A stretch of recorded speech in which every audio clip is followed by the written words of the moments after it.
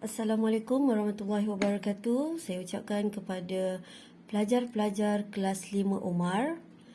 Pada hari ini saya akan berbincang pula tentang hasil dapatan saya menyemak kertas ujian awak untuk bahagian rumusan. Baik, kita teruskan kepada bahan. Untuk rumusan ujian awak ini ada dua bahan yang diberikan, di mana dalam bahan satu berkaitan tentang petikan, temanya tentang hutan paya bakau. Manakala bahan kedua pula dalam bentuk grafik bertemakan juga tentang hutan paya bakau. Selepas kita kenal pasti tema, kita perlu kenal pasti fokus. Baik, itu tak ada masalah untuk semua pelajar. Pelajar berupaya untuk mengenal pasti fokus yang terdapat dalam bahan yang diberikan, iaitu fokus yang pertama berkaitan tentang peranan. Peranan apa? Peranan hutan paya bakau. Baik, ada juga yang berikan perkataan kebaikan ataupun kepentingan paya bakau juga saya terima. Manakala fokus yang kedua dalam bahan rumusan pada kali ini berkaitan tentang ancaman. Okey, ancaman apa? Ancaman kehilangan hutan paya bakau. Baik, selesai kita kenal pasti fokus, kita perlu kenal pasti isi yang ada dalam bahan yang diberi. Baik, dalam bahan satu ini, bagi peranan, fokus yang pertama, peranan. Peranan dalam bahan satu ada 8 isi penting. Okey, manakala dalam bahan yang kedua ada juga dinyatakan peranan, iaitu ada 4 peranan yang terkandung dalam bahan yang kedua. Okey, jadi awak perlu ambil dalam kedua-dua bahan. Bahan satu kena nyatakan juga peranan, bahan dua pun kena nyatakan peranan. Baik, seterusnya fokus yang kedua tadi saya nyatakan, saya dah sebut fokus dia tentang ancaman kan, ancaman kemerosotan hutan paya bakau ataupun kesan kehilangan hutan paya bakau. Okey, dalam bahan yang pertama untuk fokus yang kedua ada 4 isi. Saya dah labelkan ni A1, A2, A3 dan A4. Okey, itu dalam bahan 1. Manakala ancaman dalam bahan yang kedua, dalam bahan grafik ada 3 ni. Okey, perubahan kegunaan tanah akibat tanaman kekal ataupun aquaculture ataupun pembangunan infrastruktur penempatan dan industri. Baik, setakat itu analisis bahan yang diberikan. Okey, kemudian saya teruskan kepada hasil tulisan awak, hasil rumusan yang awak tulis. Okey, kita lihat pada bahagian pendahuluan. Ini contoh daripada rakan kita. Saya nak ucapkan tahniah pada Faris Fitri kerana ada perubahan di mana saya rasa Faris Fitri dah berupaya untuk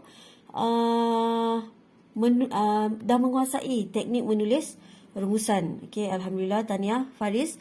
Cuma ada perlu ditambah baik lagi, di mana pada bahagian pendahuluan ini, okey, kalau rakan-rakan perasan, Faris juga perasan, Faris tulis rumusan membincangkan tentang kelebihan dan kepentingan hutan paya bakau.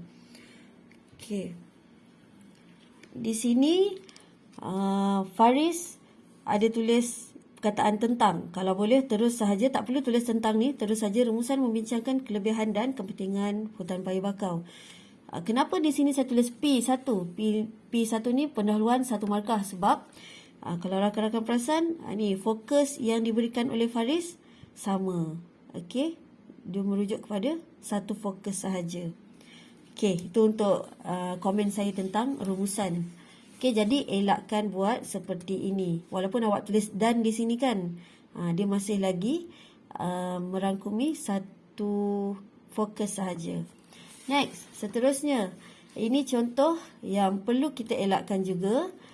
Daripada rakan kita, rumusan membincangkan kepentingan hutan paya bakau dan faktor kemerosotan. Dah bagus dah ni. Okey, kemudian dah noktah, sambung balik. Terdapat beberapa kepentingan hutan paya bakau dan faktor kemerosotan. Maklumat yang sama, okey, dalam satu perenggan yang sama. Tapi, kalau boleh jangan buat macam ni untuk bahagian pendahuluan rumusan, sebab dalam pendahuluan rumusan hanya perlu bina satu ayat sahaja. Okey, jelas Jadi penalti, siapa rakan kita ni, nama dirahsiakan, pendahuluan 1 markah. Okey, baik. Seterusnya, contoh yang seterusnya. Okey, rumusan membincangkan tentang, elakkan, tolong jangan ulang kesilapan yang mudah ini. Rumusan membincangkan tentang kelebihan hutan paya bakau di Malaysia. Okey, ini jelas di mana rakan kita ini hanya menyatakan satu fokus sahaja. Okey, jadi tak lengkap lah. Okey, sebab kalau boleh, sebab untuk awak, untuk SPM, KSSM, bahagian pendahuluan perlu nyatakan 2 atau 3 fokus. Okey, bergantung kepada bahan yang diberikan, bukan hanya satu fokus sahaja. Okey, jadi dalam SPM nanti mustahil hanya ada satu fokus sahaja. Jadi kenal pasti juga sama ada 2 ataupun 3 fokus. Okey, apa kesan di sini kan? Bila awak hanya nyatakan satu fokus sahaja, tapi bila saya baca pada perenggan yang seterusnya ini, awak berikan isi tentang fokus yang kedua. Macam mana pula awak boleh dapat isi yang kedua padahal awak tak nyatakan pada bahagian pendahuluan? Okey, jadi untuk langkah berjaga-jaga, kita biasakanlah ni, kita andaikan skema lembaga macam ni. Jadi walaupun isi ni betul, tapi kita kira sebagai penalti idea yang pertama untuk fokus yang kedua sebab awak tak nyatakan pada bahagian pendahuluan. Okey, jangkaan dia mungkin pelajar berbincang dengan rakan yang berhampiran. Okey, langkah berjaga-jaga, elakkan. Okey, itu contoh yang perlu kita elakkan, yang perlu kita tambah baik. Dan yang seterusnya, pendahuluan ini. Pendahuluan, bagus dah. Rumusan membincangkan kepentingan hutan paya bakau dan faktor kemerosotan fungsi hutan paya bakau.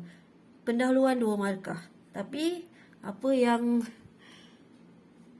perlu dielakkan, yang perlu ditambah baik, awak dah masukkan isi fokus 1 dalam pendahuluan. Elakkan. Kalau boleh, antara kepentingan ini turunkan ke bawah, ditulis sebagai perenggan yang kedua. Okey? Okey, rakan-rakan. Okey, ini ringkasannya. Tolong asingkan pendahuluan sahaja untuk perenggan yang pertama. Perenggan kedua, bincang tentang fokus 1. Perenggan 3, bincang tentang fokus 2. Perenggan 4, bincang tentang fokus 3 jika ada. Okey, dan perenggan yang kelima, bincang tentang kesimpulan.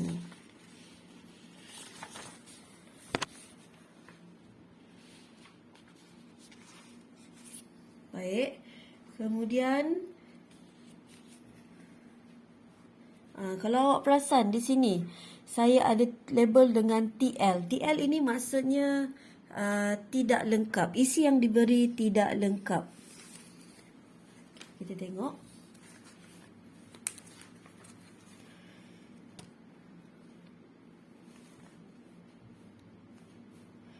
Rentetan sekejap.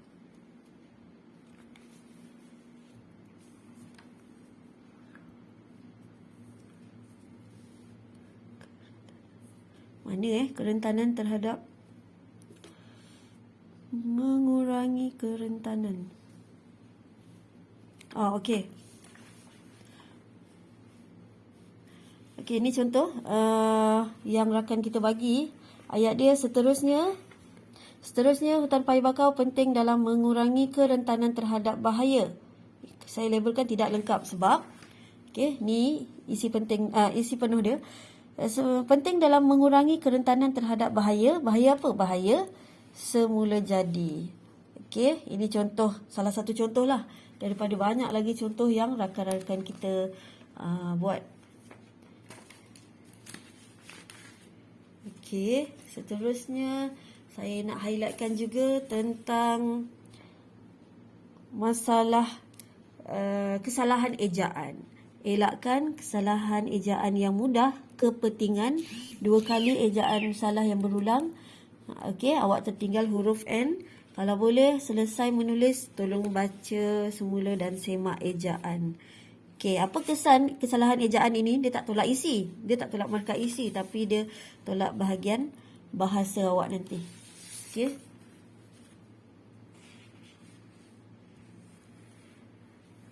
Okey. Seterusnya, kita lihat bahagian kesimpulan. Kesimpulannya, kita sebagai rakyat Malaysia perlu menjaga ekosistem hutan paya bakau. Ni dah bagus dah ni, tapi masih tidak lengkap. Sebab dalam kesimpulan perlu ada cadangan. Ini awak dah ada cadangan. Rakyat Malaysia menjaga ekosistem paya bakau agar atau supaya apa? Okey, harapan awak. Kena sambung sikit lah ni. Lagipun bilangan patah perkataan awak 105 sahaja. Masih lagi tak melebihi 120. Boleh tambah lagi. Agar ataupun supaya generasi akan datang dapat mengetahui ataupun dapat menikmati keindahan hutan paya bakau. Contoh macam ni kan. Contoh macam ayat rakan kita ni. Akhir sekali, masyarakat perlu menjaga hutan paya bakau agar generasi akan datang dapat menikmati keindahan hutan paya bakau. Okey, bagus. Rata-rata semuanya kesimpulan berbincang tentang tema. Apa tema kita? Tema hutan paya bakau. Okey, jadi tak larilah daripada tema rumusan yang diberikan. Okey, tahniah. Cuma ada beberapa sahaja lagi yang perlu dipolish, ditambah baik. Okey. Ini 157 patah perkataan.